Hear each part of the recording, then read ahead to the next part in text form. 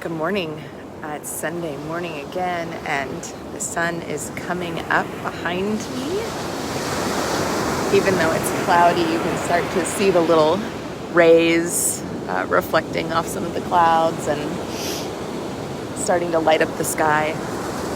I love this time of day. It's magic. So I was thinking on a Thursday, my daughters and I watched Maleficent. I won't ruin anything, no spoilers.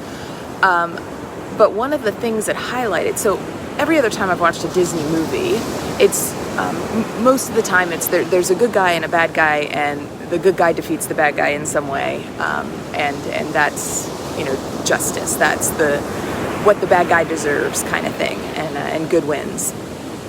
But this Maleficent movie takes a little bit of a different approach. Is this guy the good guy or the bad guy? Is that guy the good guy or the bad guy? Oh, well, they both have some good and bad qualities, and it's the ones that they lean into.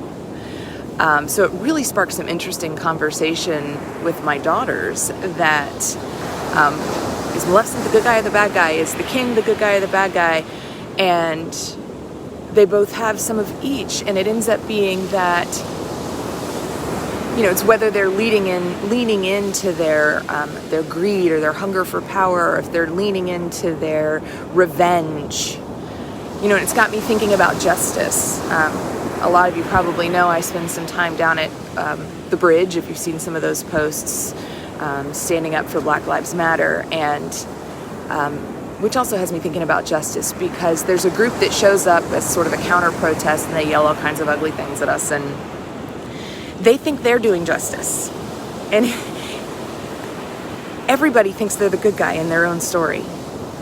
And the reality is much more complicated. I appreciate Maleficent for giving me a platform by which to talk to my kids about this, because it's just not so simple as a good guy and a bad guy. We all think that we're on the side of good. We all think we're on the side of justice. And we justify our behaviors, and we decide what we deserve or what somebody else deserves.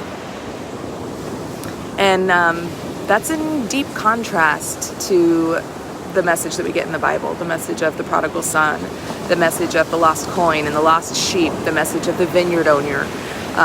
Each of these gives us this example of justice that has a lot more to do with grace, that has a lot less to do with who deserves what by our human standards, with what's fair by our human standards. The reality is that we have a loving God who gives us far, far more than we quote unquote deserve.